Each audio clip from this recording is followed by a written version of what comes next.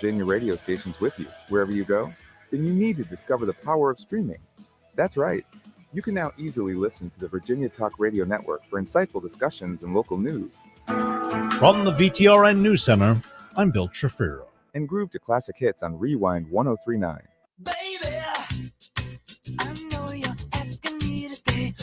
All from your smartphone, tablet, or computer. No more fiddling with the dial. Just download your favorite radio app. Search for Virginia Talk Radio Network or Rewind 1039, and you're ready to go. Stay connected with your community.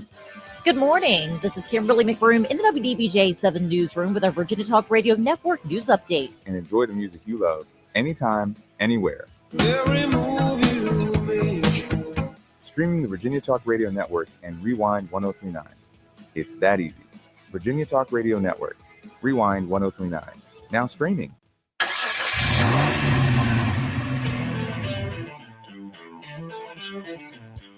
You're stepping into the fast lane on the VTRN Sports app, 93.3 FM and 1320 AM Lynchburg, or by asking Alexa or Google Home, open VTRN Sports Lynchburg.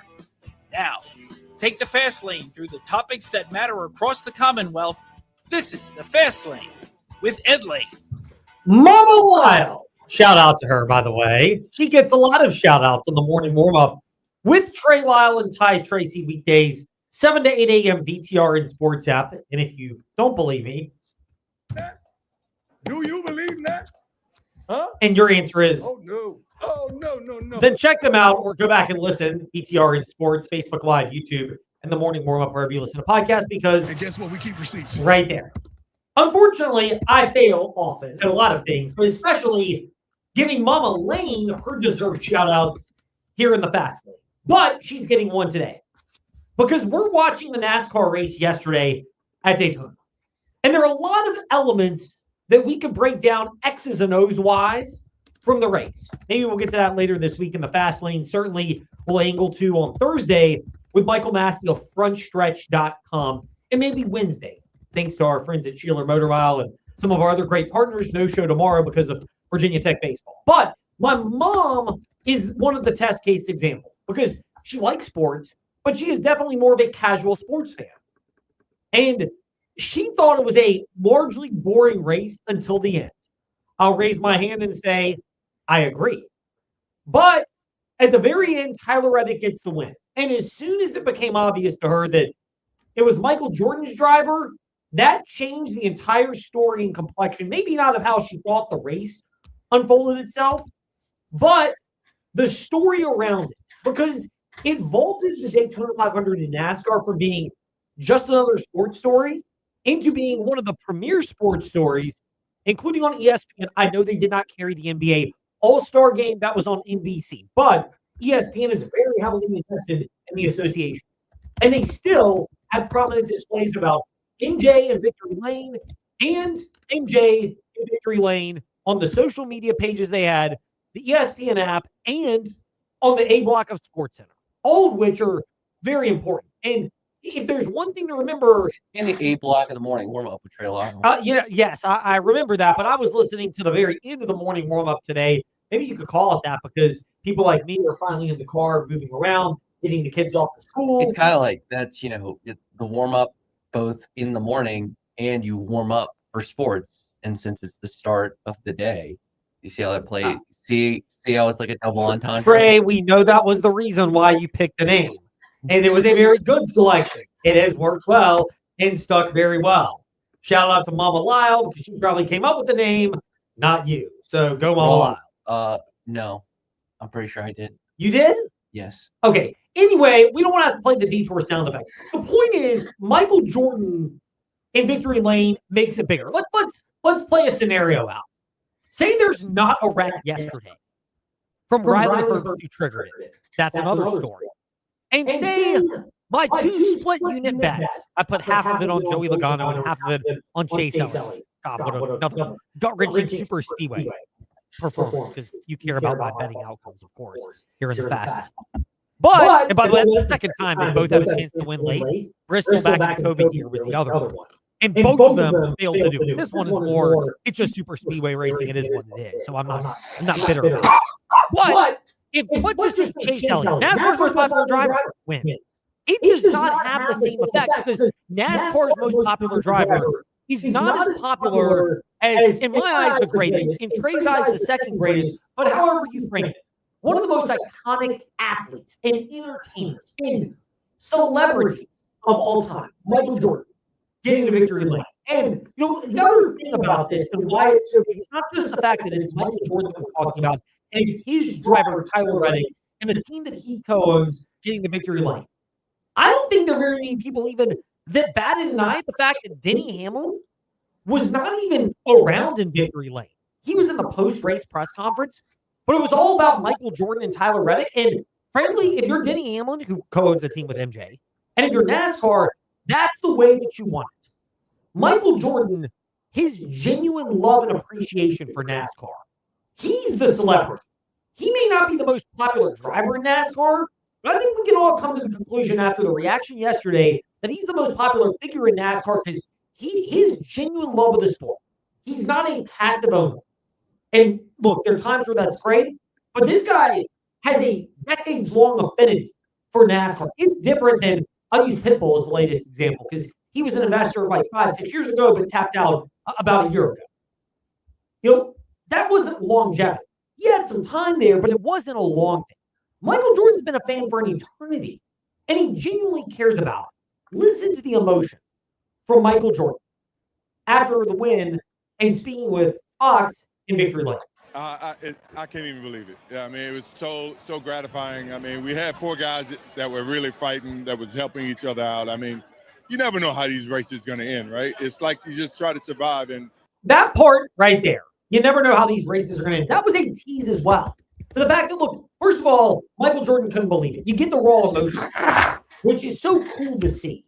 But understanding the nature of this, and he elaborated on the concept of this being a team. This was not just cliche-filled former athlete coming in and using sports cliches. Magic Johnson, the other MJ.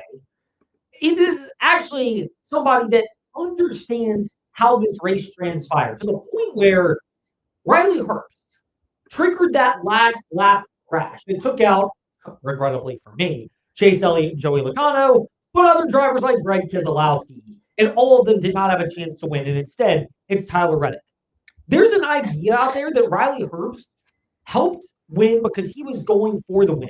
Michael Jordan understood that. Like, this is not a PR person coaching him. Michael Jordan, with not really anyone around him in victory lane, had this to say. I thought Riley did an unbelievable job by pushing at the end. That shows you what teamwork can really, really do. I mean, he doesn't get enough credit. He won't get enough credit, but we feel the love. We understand exactly what he did. And, I mean, we just hung in there all day. I mean, we great strategy by the team, and we gave ourselves a chance at the end. Michael Jordan, not just the cheap vibes guy. Love that phrase. Shout out to our friend Jude Vincic of NBC Sports Bet the Edge.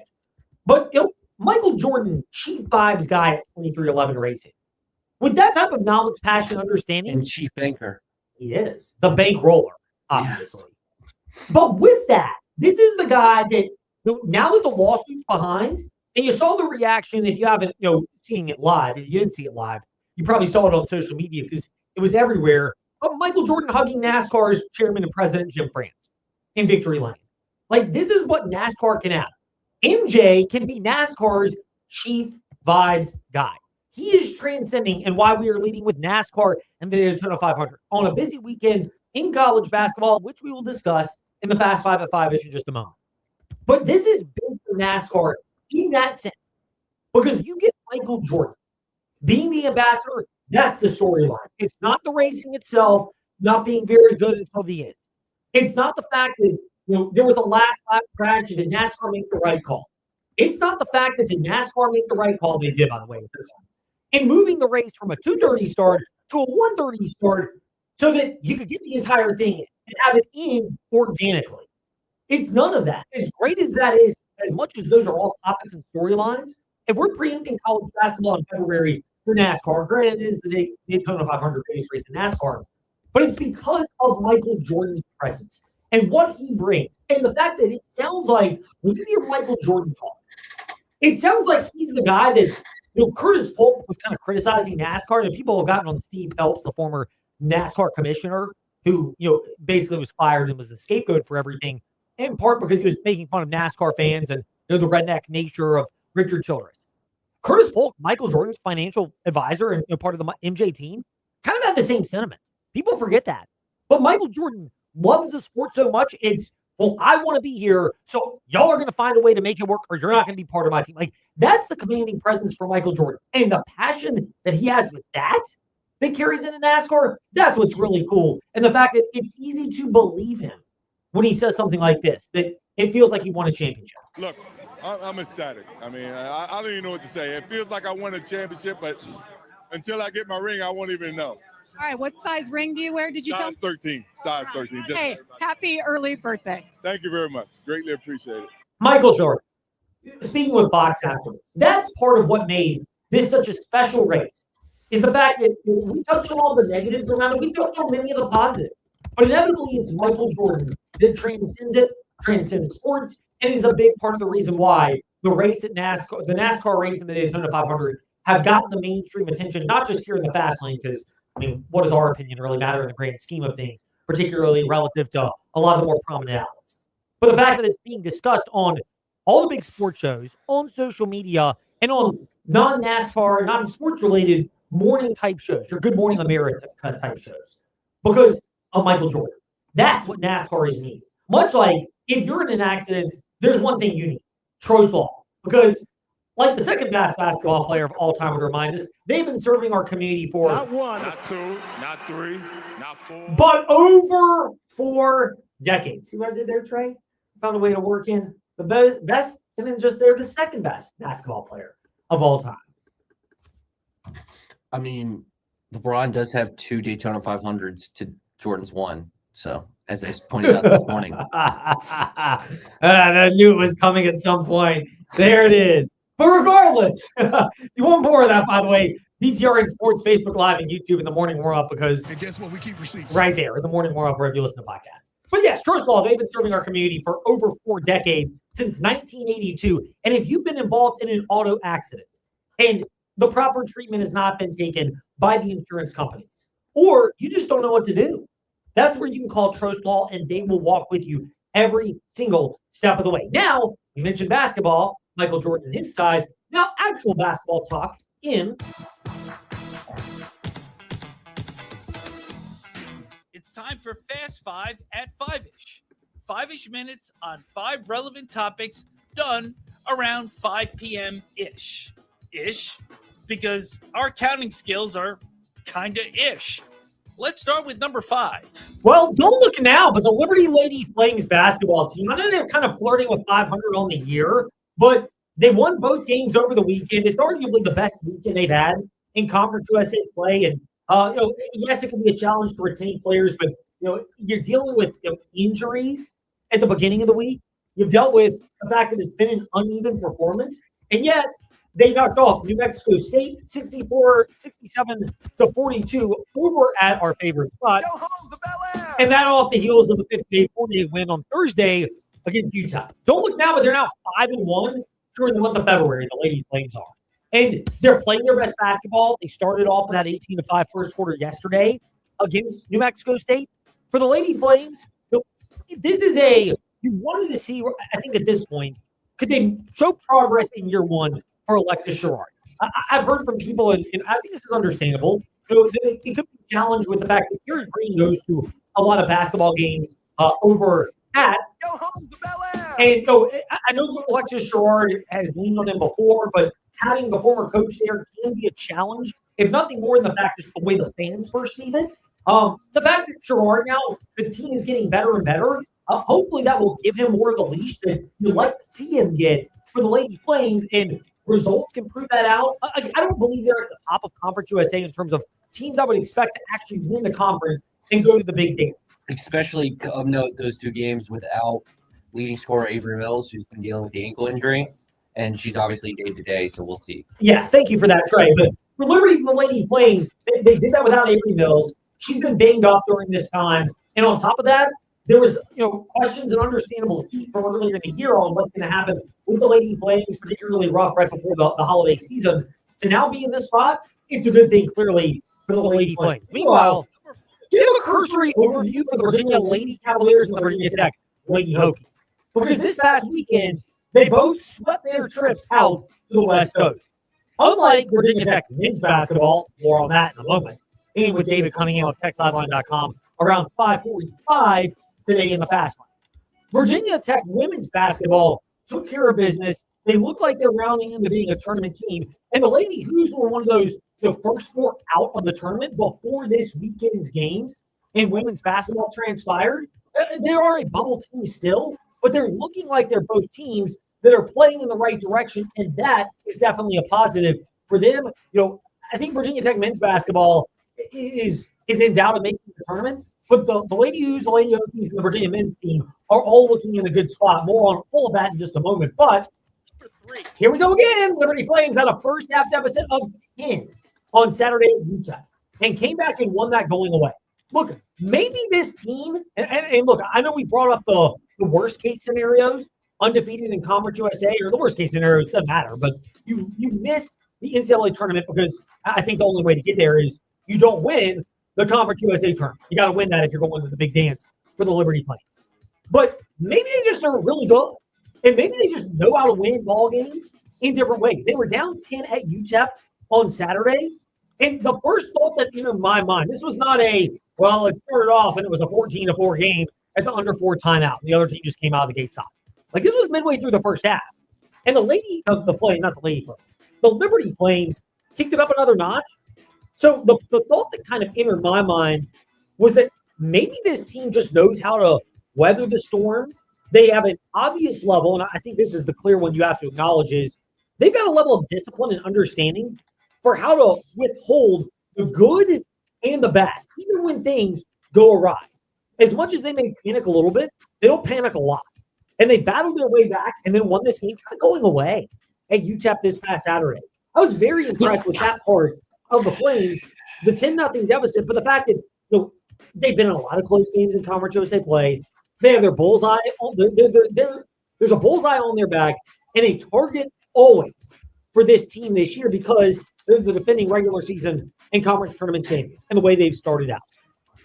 You wanted to add something, by the way? Oh, I wanted to pose you a question I had this morning and that I posed Ty Tracy. Could Richie McKay do something similar to what, they went out and go on this 25-plus game run? Could Richie McKay on Selection Sunday do something similar to what the Miami University coach in Ohio who said he would wear, if they finish the season undefeated and win the conference championship, he will wear a Speedo, a la like the Miami University in Ohio is how you're supposed to say it. Swim team will wear, comes up to every game. He'll wear a Speedo on Selection Sunday. I don't think Rich McKay would do that, but maybe give him a wig or something. I don't know. Trey, that is a fantastic idea and suggestion. My favorite saying, of course, is, I'm so glad that you asked about that. So Liberty Flames women's basketball was in a great spot where they've done that. And they've always found a way to work through the challenges, through the difficulties. And they've really figured out the way to deal with this. I don't think that's out of the question. But I would look at the number one thing I just look at for the Flames and bring out the fact that this team has found different ways to win ball games. And that is the mark of a really good championship caliber team. Meanwhile, whatever the other end of that is, in Virginia Tech men's basketball over the weekend. I was there in Blacksburg. Womp womp. So they go down like 13 a couple times, and when you're doing that, you probably have done this as a bettor as well, Trey. Like, it's unlikely it's actually going to happen, but you're looking at all the ways in your head of how a comeback could happen, and then eventually you just realize it ain't happening for Virginia Tech. 18 out of 23 shooting in the second half. Mike Young, was it bad offense, bad defense, or both? Combination, a bad combination. Part of it, hate it, feel bad, need to give them more. Everything the Seminoles touched there in the second half went well for them offensively. So, again, Miami. Here we go. That's what Virginia Tech has to do. They need a road win at Miami. It would look better after Miami won at my guy Will Wade this past weekend in a clash of wills. Yeah, I forgot I was able. So I didn't know I was doing the fast lane until after the show today, and I posed a question to the airwaves, thinking maybe you were in the car line. How'd you feel about that game? It was like your team versus your guy. Like it was like it's like emotionally conflicted. You really had a Sophie's choice there. It was emotionally conflicted to see Miami get the win, which they didn't need as much. 8-0 run in the game, by the way. Yes, they did. Not as bad as the 23-1 run for Florida State in the second half of 41-15. I mean, you could keep going. Well, we could come up with all sorts of numbers, but as Mike Young said, this is the easiest explanation of it. They outplayed us. They outcoached us. Maybe the understatement of the year. 22-39. I didn't think we played great the first half, but I liked a lot of things. I thought we could have been up, if not should have been up by more, mishandled a couple of things, and I thought we had it all squared away. Bad start to the second half. The ball was on the floor too much compared to where it was not in the first half. And they found some matchups that, needless to say, they liked, and they exploited those. It took them a long time to rattle through everything that went wrong in the second half because pretty much everything went wrong in the second half for Virginia Tech. I was going to say, so I said laid an egg, and I was putting it nicely this morning. Yes, it was. I really wish I could say what I really want to say, which I still technically blame you for this loss because you were there. Finally showed to a Tech game, and that's what happens. Yeah, but I was at the Virginia game when they won in triple overtime. Doesn't matter. I'm still going with my theories. I can't get out to break.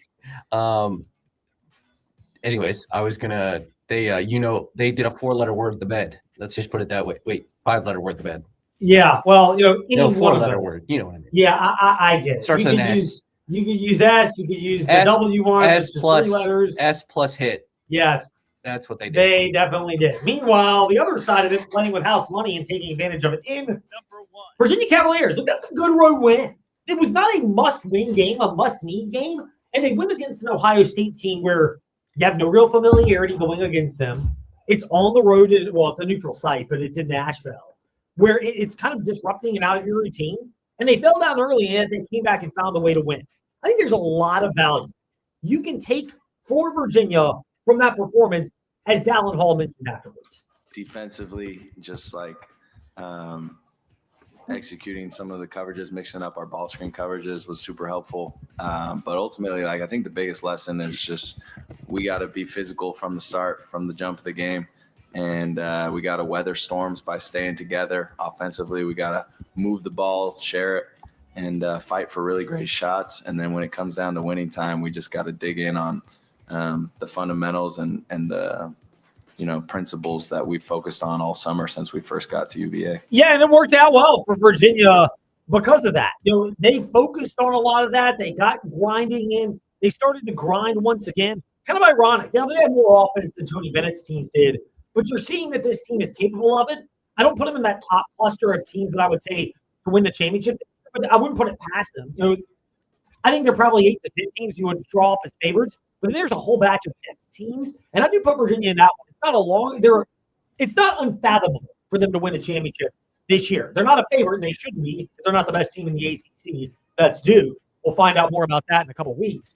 But this is still a good step in the right direction for the Hoos. That type of win is a type of what you might face in the first or second round in the NCAA tournament. Meanwhile, when we return to the Fast Lane, more on the Dukes, the Hoos, the Hokies, NASCAR, the Washington Commanders press conferences, and a new name change for minor league baseball.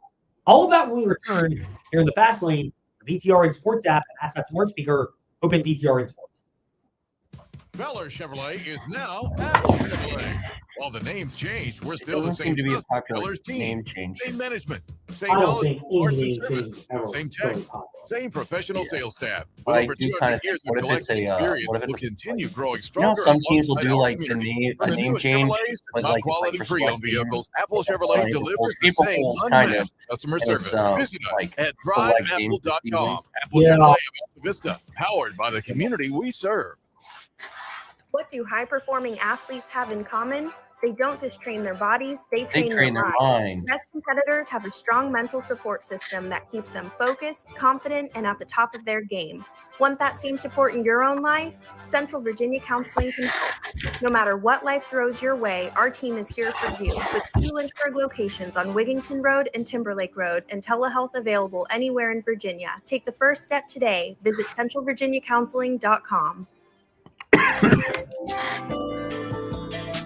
We're joined by Randy Trost with Trost Law. Randy, unfortunately, you guys seem to be seeing a lot of people that are driving without insurance and then impacting other motorists. What have you guys noticed, and what do people need to know to protect themselves? We are seeing clients come into our office being injured by motorists without insurance. And the most important thing that a person can do to protect themselves against these uninsured motorists or underinsured motorists is to make sure their own uninsured, underinsured coverage matches their liability coverage for their insurance policy on their car, and make sure they have more than the minimum liability coverage limits and uninsured, underinsured motorist liability coverage limits. Randy Trost with Trost Law discussing how you can protect yourself from uninsured or underinsured motorists. When people are considering their policies, do you have any do's or don'ts to make sure they have a strong policy?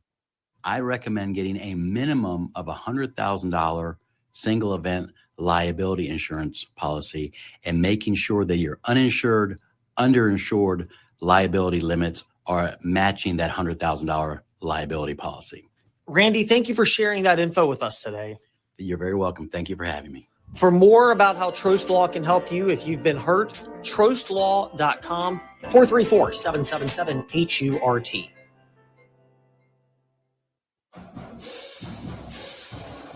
Hi, this is Zach Mackey, the voice of Virginia Tech men's basketball. You're listening to The Fast Lane with Ed Lane and Trey Lyle. Join the chat at Trey Lyle VT and Fast Lane Ed Lane on Facebook, Twitter, YouTube, and Instagram.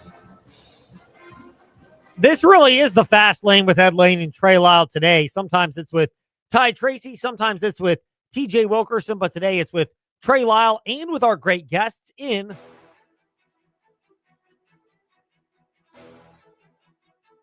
It's time for your teams and topics. Covering the Commonwealth, a look at teams and topics from around the Commonwealth. Let's start with the JMU Duke. Shane Metlin of DNROnline.com. He's with us in the Fast Lane. Shane, we're going to curse once again as we welcome you back in. You're selling a little bit of hope at DNROnline.com because your article about JMU knocking off App State for the 3rd straight win says maybe, just maybe, the preseason favorites to win the Sun Belt have started to put it together. Are you a drug dealer, i.e. a hopium dealer? And we must ask you that now here in the Fast Lane. Are you buying into this? We'll see. I think this week, especially on Wednesday, going on the road to face a Coastal team that is playing well, although I don't know that they're more talented than JMU by any means. I think this is where we kind of see if they've put it together. Even a loss, I think, could still be something if you're just playing well and playing the way they want to play. That's been the issue, is they put 2 or 3 games together and then they just play a game that's not the way Preston Spradlin wants to play. And so they really can't afford to lose too many more games here if they want to have a chance to win the tournament with the way the Sun Belt bracket's set up. But, yeah, I do have a little bit of hope after they beat App State, because it was just sort of like that game all year long. It's like, oh, they played okay for a couple games in a row. Now they got to face a good team that might make it tough on them. And they actually came out and kind of just controlled the narrative of that entire game. Meanwhile, on the women's side of things, 5 straight wins since the Arkansas State game. 4 of those have been by double figures, and a lot of them comfortable, including the Saturday victory at Old Dominion, winning that one by 24. The Lady Dukes pulled that victory off. I know they're 5th in the Sun Belt standings. Are they a team, though, that nobody wants to play right now? Yeah, I think so. I think they're playing their best basketball right now. This is kind of what you expected from them all year long. And it may come back to haunt them that they lost a game to Georgia State that they really shouldn't have lost. Otherwise, they're right in the mix of everything with those teams that you really know are the best ones in the conference, including JMU. But, Arkansas State's a good team. Marshall's a good team. Georgia Southern's a good team. there's no real shame in losing to them, especially on the road. But that Georgia State game might end up making their path in the conference tournament a lot tougher because there's a huge difference between the 5th seed and the 4th seed in the Sun Belt. Yeah, I mean, it's big. It has a chance to materialize for the Lady Dukes in their hopes. I cursed there myself here, so I got to put one in the virtual swear jar. Their hopes of making it to the big dance, especially after last year. Shane, we know where to go to get the insight. We appreciate it. It's at DNRonline.com, and it's Shane_DNR Sports on Twitter as well. Shane, good to chat with you in the Fast Lane. Thank you for your time and a little bit quicker today. All right, thanks. Now to the Virginia Cavaliers. Jerry Ratcliffe with us here in the Fast Lane. Hootie, we'll start with the ladies, then there's a lot to unpack with the men's basketball team as they picked up another one. On the road, they took care of business for both games of their West Coast trip. Neither one of these teams they played, Stanford or Cal, or, oh my goodness, can't miss tournament teams at the top of the ACC. But for a Lady Wahoo squad that's on the bubble, how imperative was it that they got out of California with 2 victories? And, right now it looks like they might have a chance to be on the correct side of the bubble come Selection Sunday. Time you go on the road and win, even if it's against a mediocre team or even a bad team, I think it's important that that you don't let your guard down and don't give one away that you should have grabbed. They now have 10 ACC wins, the most by the women since 2017 and 18, which coincidentally was the last time they were in the NCAA tournament. They're 18-8 overall. So if you can go to California and come out with 2 wins, I think you're doing everything right. Meanwhile, the men went to Nashville and picked up a big W against Ohio State. How impressed were you that this was not a must-have for a Virginia team that they're solidly in the NCAA tournament? They're probably, regardless of the outcome, would be somewhere in that 4-5 line in Selection Sunday from the seeding standpoint. Best case, maybe a 3. Worst case, maybe a 6. That when they did need it, they beat an Ohio State team and rallied to beat one that did. Yeah, Ohio State desperately wanted a quad 1 win. They've come close in some recent games, but haven't been able to get over the humps. And so they were pouring a lot into that game Saturday night. And so, Wednesday, Tuesday. Saturday night. I'm confused about what day it is. But anyway, it was a big win for Virginia to be able to again trail for a lot of the game, like has been their case recently, and still overcome some obstacles and make key adjustments to win. They were facing a guy who was on fire. One of Ohio State's most prolific scorers ever, and for a while there, it looked like nobody was going to shut him down, and they decided to double team him and try to take him out of it. And he didn't score after that the last 10 minutes of the game, and Ohio State only scored 7 points the last 10 minutes of the game, and 5 of those were in the last minute or so. So they did what they had to do defensively, and were able to put just enough up offensively to escape with a win. And even though they won what we thought was an important game, they actually dropped 1 spot in the net rankings, which kind of hard to figure. Yeah, funny. They drop and Ohio State rises in the net, despite the fact that Virginia came back to beat Ohio State. Hootie, there are a lot of ways we can look at this contest, and we'll look forward to discussing that with you this Saturday when I get to see you at John Paul Jones Arena. We'll repeat the question we asked initially, which is, how big is this Saturday for Virginia, and in particular, the fans getting another opportunity to honor Tony Bennett? Well, I think it's really big for the fans. Tony's a very private person. You don't really see him out and about much in the communities. So I guess most people probably haven't seen Tony Bennett since I think he's made a couple of appearances at the games, but you don't bump into him very often. So he keeps a very low profile.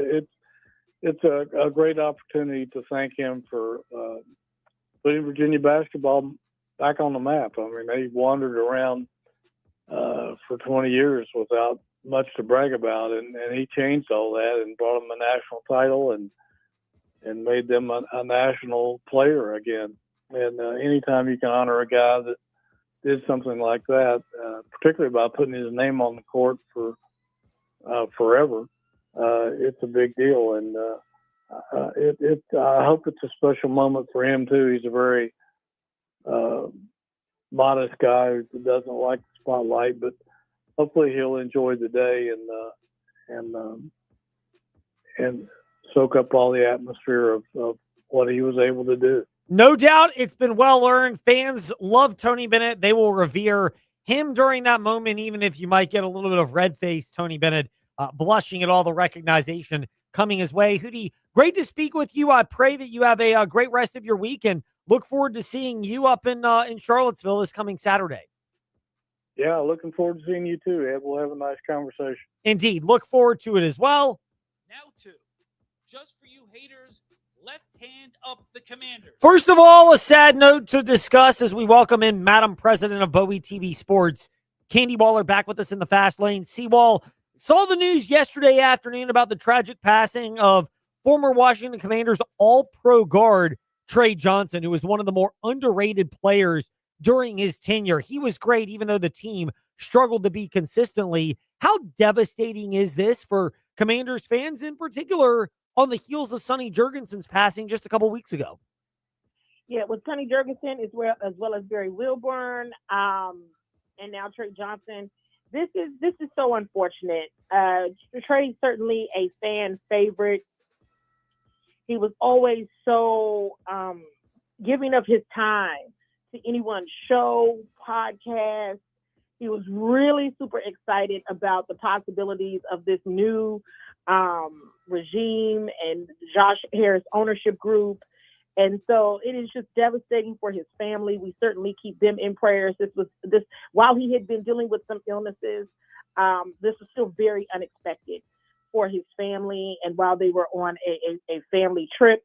So just many prayers going out to Trey Johnson's family and all that love him. Yeah, it is. It's just a sad time for the Commanders, and in particular, the fact that he was so beloved for the Commanders. How much of the love for Trey Johnson came with the fact that it seemed like, you mentioned, he was available, he was pleased with the new regime during what was honestly for a lot of fans one of the more challenging times to be a fan. He was one of the bright spots, and therefore it was one of the real elements that you clung to from the past that you didn't, and filled with a lot of things that you didn't want to cling to. Absolutely. And he continued that positive energy and that positive light. He stayed the same.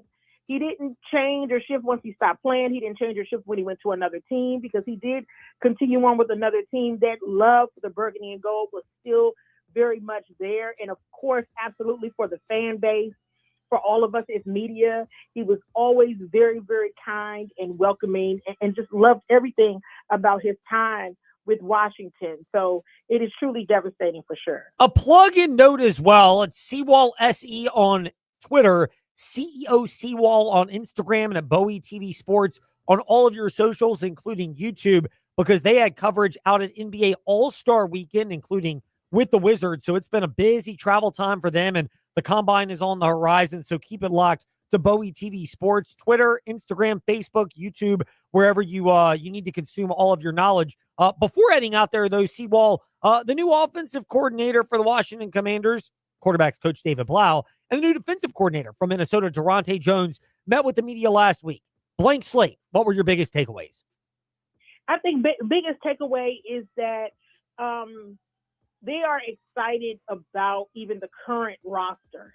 We know, yes, they're going to be adding pieces to this roster, of course, but both coordinators still very excited about what they have here, even after coming off a down year. It really makes me think about what some of the real reasons were for going their separate ways. Dan Quinn decided to move on from the prior two coordinators.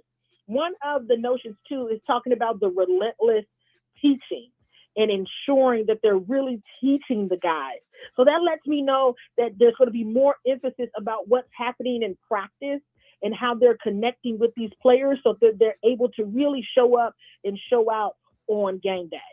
Seawall, thank you for the insight, the perspective, and time. It was great to chat with you. There's a lot more that we can dive into in the future. We look forward to that time, and prayers for all of your travels and safety as you move about the country.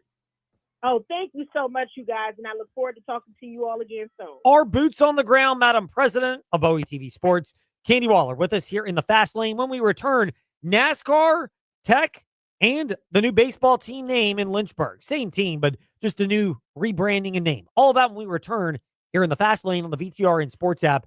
And ask that smart speaker, open VTRN Sports.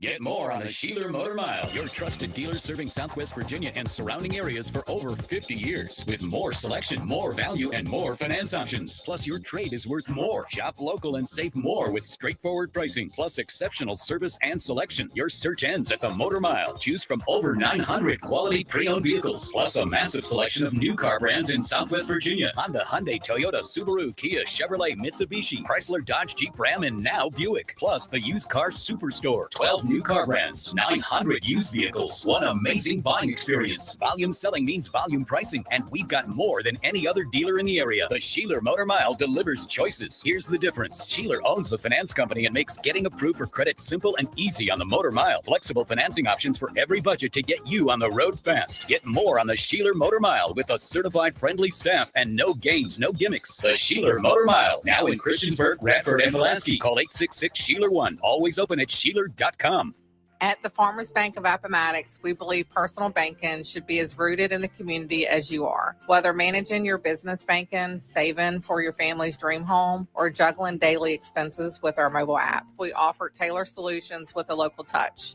Experience the security of a bank that knows your name and the convenience of modern technology. Visit us today to grow your financial future right here at home. The Farmers Bank of Appomattox, your community, your bank, your future. Hey, small to medium business owners, if you're frustrated with slow IT support, high costs, or paying for services you just don't use, it's time for a change. Hi, I'm Colt with We Fix Stupid Computers. We provide reliable on-site and remote support tailored for businesses just like yours. And we go beyond just fixing problems. We empower your staff with real technology so they can work smarter every day. From repairs to training to full IT support, we save you time, stress, and money. Call We Fix Stupid Computers, 434-525-8590, where smart support meets real savings. A cool food concept sparks curiosity. What about two concepts at one restaurant? That's even better. Oliver's on Rivermont is Lynchburg's first multi-concept restaurant. Pick items from the traditional Oliver's menu, the 801 Raw Bar menu, or mix and match. And you'll appreciate the consistency of Oliver's new kitchen and serving staff. Two cool concepts in one. Only available at Oliver's on Rivermont. Hi, this is Bill Roth, voice of Virginia Tech football. You're listening to the Fast Lane with Ed Lane and Trey Lyle. Join the chat at Trey Lyle VT and Fast Lane Ed Lane on Facebook, Twitter, YouTube, and Instagram. Same spot, City Stadium, same product, baseball, but new name, and we're going to have to get the voice guy on this. Virtual swear jar coming up because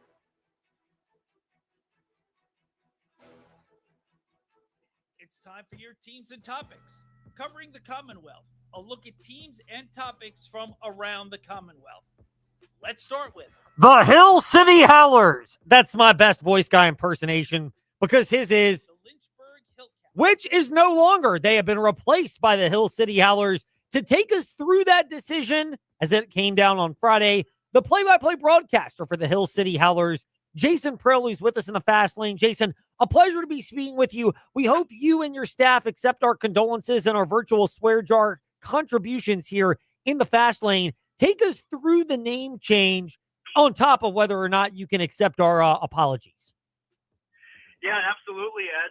We're still getting used to the name change ourselves. I found myself calling them the artist formerly known as Hillcats quite a bit over the last couple of days, and I'm sure a few will slip out during the season. But yeah, I mean, this name change has been in the works for a little while, and some different ideas have been floated around, and it's kind of all coming back to the idea of we wanted something fresh, we wanted something new, we wanted something to spark some energy, some conversation within the community. We love the Hillcats, we love that brand, and we love the historic side of it, but with a new ownership and ballpark renovations coming, this was really the perfect time to kind of launch something new and bring a new era of baseball to Lynchburg. We have seen a lot of minor league franchises change their names, Jason, but rarely have we seen them go with multiple names, logos, and mascots. How much is that the fact that seems like this is a totally new element of fun of being able to have different logos and mascots depending on the season and, frankly, the vibe and the mood? Yeah, and this is something that's never been done before in minor league baseball, and I think that should be exciting for people in Lynchburg. The idea that we're going to be able to try something new and maybe start a trend, be the first team in baseball to have multiple logos. We can switch them out. We can change them. This is new. It's all one brand. It's all one idea, but we can pull whichever one we want. And that's something that our owner was really passionate about. He really wanted to push the envelope a little bit on what's been done in minor league baseball. Listen, baseball's changing. Baseball's growing, and baseball's trying to reach an even bigger and broader audience. So having these new ideas, having these fun ideas, it's the next step of what's becoming professional baseball. It's going to help us keep baseball around in Lynchburg for a long time. So the big thing that I will point out, and I'm going to do a TrostLaw.com fast take about this coming up, Jason, but you hear from like the 5% of people that are upset, not the 95% of people that love the ingenuity and the innovation for this. No, when you look at the fact that this name has come about, can you clarify for people? It's not like you just woke up one day and Jason Prill or someone at the Hillcats decided this. Y'all put some time, effort, and research into this, and not only having different ideas, but how the timing aligns right with the stadium renovations and the fact that you've got new ownership and a chance to spice things up. Yeah, you're exactly right. None of this was rushed. I mean, this was really, I would say, a 1.5 year ordeal. We went through a bunch of different name ideas, a bunch of different conversations. We talked about, should we just change back to the old color? We talked about a little bit of everything. We went through the process and doing research and looking at different stories and things that would matter to the community, and wanted to find something that was new, that was fresh, and that was fun. This was not our owner put it best. This was not an easy decision. This was not a decision taken lightly. This was something that a lot of thought was put into, and so the timing of it is perfect. We have all the changes. We have all the ballpark renovations that are coming down. This is the perfect time to rebrand, to kind of bring some excitement, bring some fresh energy, and just get people talking about baseball in Lynchburg again, especially after winning a championship season. I know that was a comment that was thrown around a lot. It's just, why would you change after a championship year? I think the better question is, why not? Why not send the Hillcats out on top? The last game they've ever played is one that brought home a ring and brought home a championship to Lynchburg. I think that's a much better way to go out than with a losing season. Yeah, I mean, I like the idea. Actually, it's not, we lost again, we got to change the name now to see if we can refresh it. You go out, you're striking while the iron's hot. I love the innovation about it. Jason, looking forward to having you back more in the fast lane. There are a lot of other angles that we'll get to unpack as this season gets closer. Thank you for joining us, though, to discuss the rebrand, as it's now the Hill City Howlers, our minor league baseball team here in Lynchburg. Absolutely. Hopefully everybody's getting their Howlers merch, and I look forward to seeing everybody at City Stadium in the next 2 months. Now to NASCAR. With Dalton Hopkins, the captain from frontstretch.com, who's with us here in the fast lane. Dalton, great to be speaking with you. Yesterday's race, once it became obvious that Tyler Reddick would get to victory lane for 23XI Racing, and then seeing Michael Jordan there, did that become the big storyline, Michael Jordan in victory lane? It certainly felt like it. Everybody in the media center pretty much was asking. Funny thing actually, when Amanda Ellis, NASCAR, or part of the NASCAR communications team, comes in, she gets on the podium and she says, "Okay, everyone, in 20 minutes we're going to have the crew chief, and then we're going to have the team owner, Denny Hamlin." And as soon as she said the name Denny Hamlin, there was a collective, like a sigh or a groan, because everyone wanted Michael Jordan. They all wanted MJ to come into the media center and speak, but because obviously, and of course, that's where all the questions were about, asking Denny how big is this a deal for Michael Jordan, and how big a deal it is for 23XI and everything. So, look, the guy transcends sports. The guy is, arguably the greatest athlete in the world. I'm quoting Denny Hamlin there. So when Michael Jordan wins the Daytona 500, you can't help but make it not a story. And it's also so funny that two UNC grads and two NBA legends are now Daytona 500 500 champions in the team owner role. Dalton Hopkins. Can you name the other one? I can.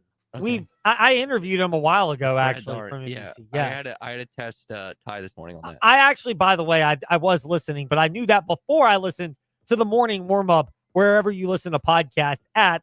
And guess what? We keep receipts. There, or VTRN Sports on Facebook Live and YouTube. But the Michael Jordan part of it, NASCAR gets him in victory lane. You get to see that on national TV. It prompted a lot of people to stick around for post-race festivities when your casual fan might have checked out because you wanted to see Michael in victory lane. You got to see it, and you got his raw emotion as being an ambassador for NASCAR.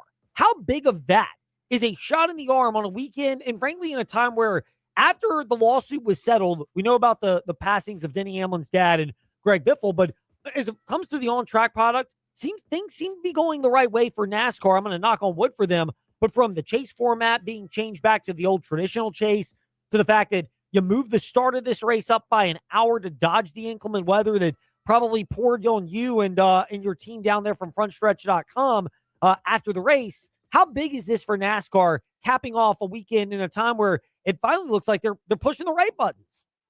Yeah, it's a battle between positives and negatives. I mean, every week, right? Every weekend, it's a battle between the two. And this weekend, the pros definitely have outweighed the cons. There's no doubt about it. It's like you said. It's like you just said, Ed. I mean, we're coming off of really what might have been probably the worst look that NASCAR's had in the off season and maybe ever. It may be in a long time, just because of all the controversy and the text messages that came out and the emails that came out during the lawsuit. And it wasn't a good look. And they started this season in probably the best fashion they possibly could. Like you mentioned, they got the chase, the thing that everybody wanted. I feel like it didn't make everybody happy, but it made the most amount of people happy. Settled the lawsuit, again, made the most amount of people happy. And then you have this weekend, and there was a trend this weekend of NASCAR holding the caution flag, not letting the race play out, not throwing the caution too early just because of a one-car spin.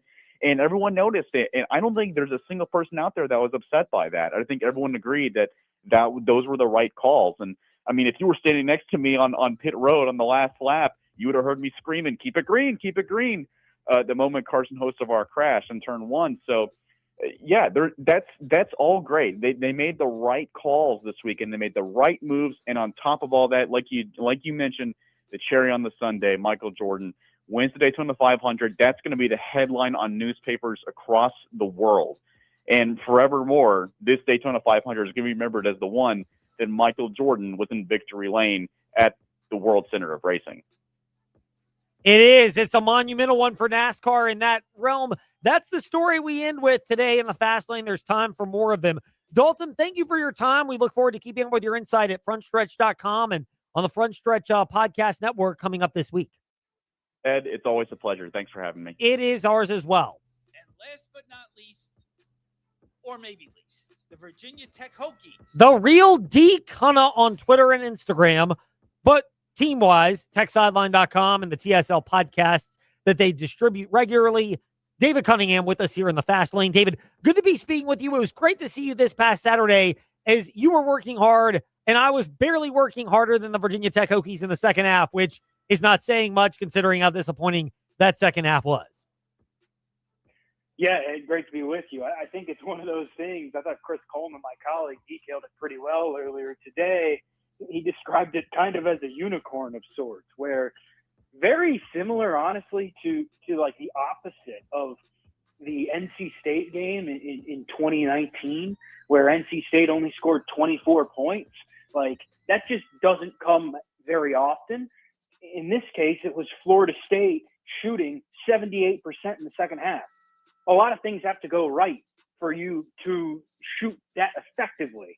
And I thought Virginia Tech's defense didn't really do much, but at the same time, Florida State was throwing up everything. And it's one of these situations where, the Hokies, in some ways, unless they can kind of pull a rabbit out of the hat here down the stretch, after a great game against Clemson on Wednesday, they kind of wrote their own obituary a little bit as far as the NCAA tournament bubble is concerned, because, well, you really got to go on the road and win at Miami and or at North Carolina and or at Virginia and not slip up at home. It's not an easy stretch by any means, and they did themselves a lot of good on Wednesday and then turned around and kind of undid it on Saturday. But that's one of the things where every game in the ACC is tough, and Florida State, better than the record says.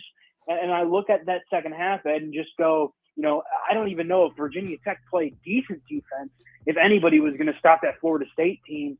To shoot 78% and a half is unreal. You really have to do a lot of things right, and just about everything else for the other team has to go wrong. Are the Hokies in a worse spot now than they were a week ago, even though they beat Clemson, because of how they lost to FSU?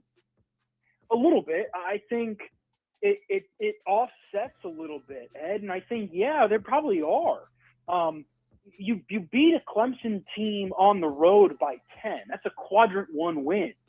But you turn around and lose a quadrant 3 game by 23 points. It probably offsets a little bit, and maybe about 5 to 10 points in the direction of the Florida State game, if you catch my drift. I think the negative outweighs the positive a little bit in that space. And that's disappointing because, Ed, I think this team is an NCAA tournament team in terms of on paper. But we have not seen that, whether that be injuries, whether that be just them going out and closing out games. You look back at that NC State game, right? They had an opportunity to go down to Raleigh and get a win. They did not take care of business. You look at the SMU game that they lost at the buzzer, the Stanford game that's a quadrant 3 loss, right? That they blew in the final minutes. The Wake Forest game that is a quadrant 2 loss or a quadrant 1 loss only because it's on the road, and they blew that in the final couple minutes. And it's like this snowballs. And Ed, if Virginia Tech wins at SMU or beats Stanford or wins at Wake Forest, right? You've got another quadrant 1 win or you don't have a quadrant 3 loss, and that offsets this game a little bit. But it's one of those things where the margin for error is so thin. You cannot afford losses like this. And not only did they not win, but they got hammered. And it'll be very interesting to see kind of the desperate nature of this team come tomorrow night. They play Miami on the road at 8 o'clock. We look forward to that. We'll be listening, of course, to hearing how that transpires tomorrow night with David Cunningham of TechSideline.com. He's at the Real D Cunna on Twitter and Instagram. We're at the VTR and Sports app, W227VG Chamber Lake, WVGMA Lynchburg, WMNA, Gretna, Danville, Southside.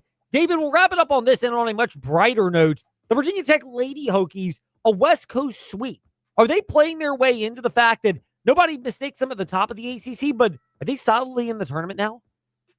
I think they are, Ed, barring something major, and that something major would potentially be losing out, and that it would include a loss to Georgia Tech. And they have taken care of business with the exception of losing to Miami at home, and they kind of offset that by beating Clemson at home. They blew a lead, then they came back from a giant deficit to win. So those kind of offset a little bit. This team has taken care of business. It's won the games it's supposed to win. And it's even had opportunities to win other games that kind of let slip away. I look at that Notre Dame game on the road. They were up. That would have been a Q1 game. This team is capable. Now, it'll be very interesting what happens when they get into the NCAA tournament because, yes, I believe that they are essentially playing their way into an NCAA tournament lock, which is impressive given, where they were a couple weeks ago. And they've lost back-to-back games 3 times this year. But they follow that up with win streaks. Carolina on Thursday is going to be very, very challenging. But, Ed, I look at this team and go, they're probably going to run into, should they win a game in the first round, a really good team in that second round, probably on somebody else's floor, right? Maybe a team like Tennessee, right, or Vanderbilt, a team that's a top 4 seed. You're probably going to play them on their floor. Are they capable to do that? I don't know. We haven't really seen them play really well against a great team yet.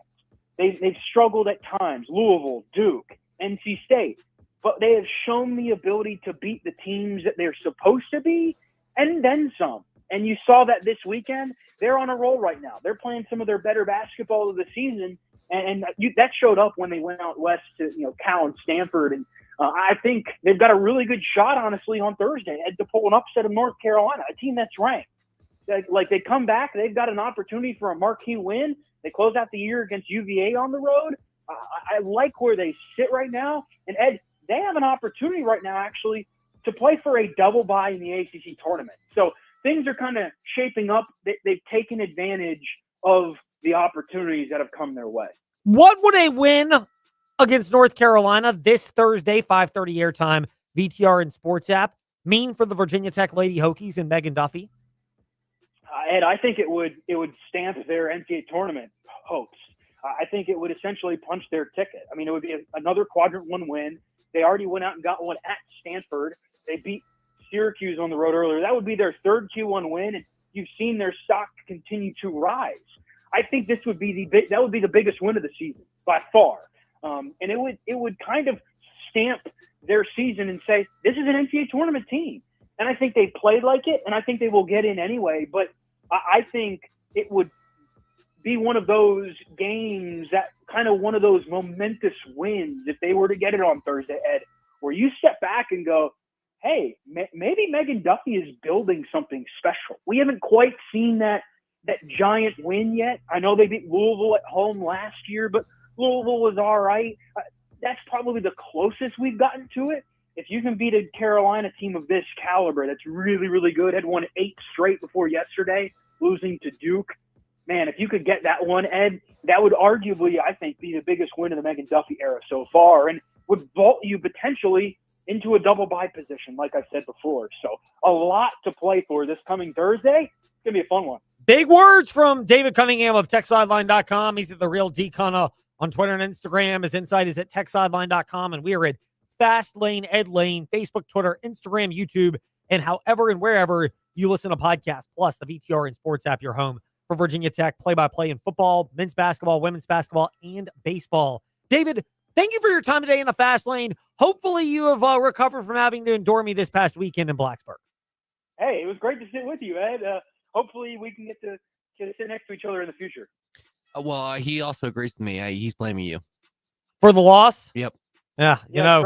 Trey said he was blaming you, Ed, and I said, oh, well, that's not a bad idea. All right, well, plausible deniability is a powerful thing, David. Just saying. I get it. I probably am not. I'm the Grim Reaper. Slim Reaper, Grim Reaper. Pick either or for me. David, thank you, though, for your time. Look forward to it, and we will hold you to those words about the Lady Hokies against the Heels this Thursday.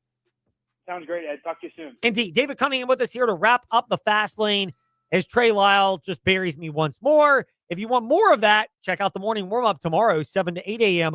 on the VTR and Sports app. Now, briefly on to Freddie and Harry in progress. Then Duke destroying Syracuse a little bit later this evening. It's going to be close.